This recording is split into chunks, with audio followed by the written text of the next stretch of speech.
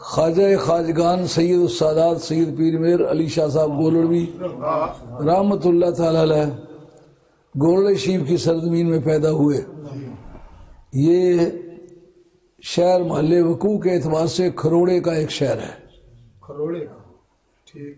پٹھوار کے دو حصے میں یہ روات تک اس کا جو مغربی حصہ یہ کھروڑا کہلاتا ہے. اچھا. جو مشرقی حصہ یہ پٹھوار کہلاتا ہے. تو خواجہ گولڑوی رحمۃ اللہ علیہ پیدا ہوئے تو وہاں کافی زیادہ سادات کے اور گھر ہیں جو اسی خاندان میں سے ہیں. ان کو یہ گلہ ہونے لگا کہ ہم بھی غوث پاک کی اولاد میں سے ہیں، یہ بھی غوث پاک کی اولاد میں سے ہیں. تو یہ کیا وجہ ہے کہ ان کے ساتھ امتیازی سلوک کیا جاتا ہے؟ اور حسد کے مارے لوگوں نے بہت بری بری حرکات بھی کی ہیں.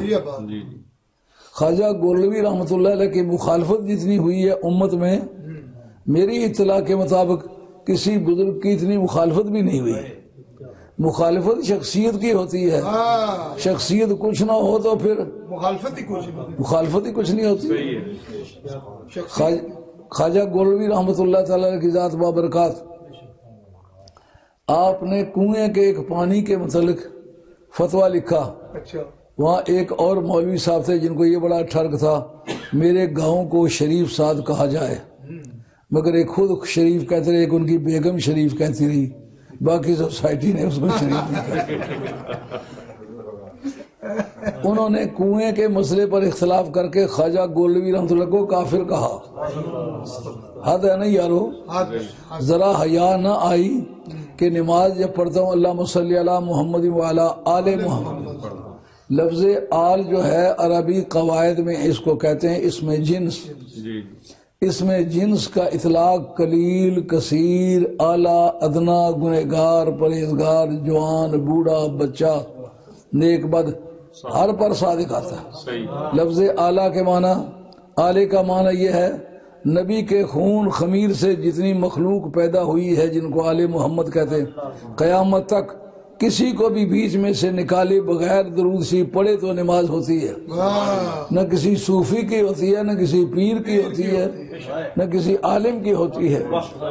ہر ایک سید کو بیچ میں رکھے. لیکن یہ کہیں شجرہ پیش کرے تو تم چودھری کہلاتے ہو، میں تم سے شجرہ تلاش کروں، یہ چودھری پہلے کہاں سے چلا تھا؟ کیا جواب دو گے؟ جب چودھری کے لیے شجرہ پیش کرنا ضروری نہیں ہے، راجے کے لیے شجرہ پیش کرنا ضروری نہیں ہے، تو سادات جن کو عالم اسلام کے صحیح العقیدہ لوگوں نے، بزرگوں نے، اولیاء اللہ نے سید کہا ہے، ان کے سیادت پر یقین رکھنا چاہیے. خواجہ گولڑوی رحمۃ اللہ علیہ کے متعلق ایک پروپیگنڈا یہ شروع ہوا کہ یہ سید نہیں ہے. خواجہ گولڑوی سید نہیں تھی، پھر سید ہے کون؟ اس مولوی صاحب نے فتویٰ دیا کہ یہ کنویں کے پانی کے بارے میں غلط فیصلہ دینے کی وجہ سے کافر ہو گئے. کوئی کہہ سکتا ہے کہ کنویں کے پانی کی بنیاد پر کسی کو کافر کہا جا سکتا ہے؟ لیکن وہ صرف تکلیف یہ تھی کہ گولڑے کوئی شریف ساتھ کہتے تھے، ان کا گاؤں پاس ہی ہے، اس کو شریف کوئی نہیں کہتا تھا. اب اس تکلیف کے مارے انہوں نے گورنمنٹ تک رابطہ کیا. اس وقت خواجہ گولڑوی رحمۃ اللہ علیہ نے گورنمنٹ کی حمایت نہیں کی تھی، ان کو 50 مربے دینے کا وعدہ کیا کہ آپ ہماری حمایت بھی نہ کریں، صرف یہ 50 مربے قبول فرما لیں. آپ نے فرمایا پھر تم مجھ سے کچھ نہ کچھ ضرور کہلاؤ گے، لکھواؤ گے. ان کا یہ بھی وعدہ کرتے کچھ کہلواتے بھی نہیں، لکھواتے بھی نہیں. ان کے نہیں آج نہیں لکھواتے، کبھی لکھوائیں گے، لیکن میں اپنے دین اور ایمان کو رہن نہیں رکھتا. 50 مربے آپ نے مسترد کر دیے.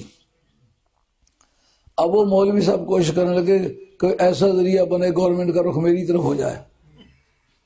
اس وقت گورنمنٹ سے رابطہ کیا کہ ادھر گردا کے وہابیوں کے شہر آباد کرو.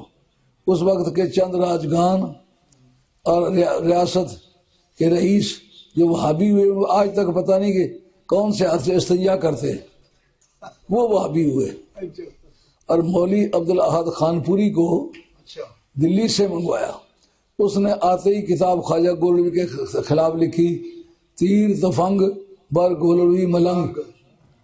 ایک وقت آیا کہ پورا ہندوستان مجبور ہو گیا پورا پنجاب مجبور ہو گیا، پورا کشمیر مجبور ہو گیا، پورا فرنٹیئر مجبور ہو گیا، پورا سندھ اور بلوچستان مجبور ہو گیا۔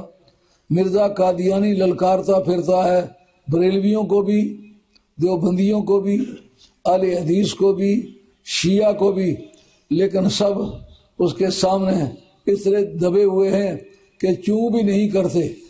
آخر ہر طرف سے جب عاجزی ہوئی تو جس کو کافر کافر کہہ کے، شیعہ شیعہ کہہ کے، غیر سید کہہ کے پکارتے رہے، اب ان کے پاس پناہ لینا پڑی۔ اب خواجہ گولوی جب میدان میں آئے، شیعہ بھی ساتھ ہو گئے، وہابیہ بھی ساتھ ہو گئے، اہل حدیث بھی ساتھ ہو گئے، دیوبندی بھی ساتھ ہو گئے۔ پوری امت نے مل کے جس طرح خواجہ گولوی کو اپنا رہنما مانا ہے، نہ کسی ولی کو ایسا ولی تسلیم کیا ہے، نہ کسی عالم کو ایسا عالم تسلیم کیا ہے۔ یہ ان کی جو ہماگیر شخصیت تھی، اس نے دشمن پیدا کیے تھے۔ ایس نے واہ واہ واہ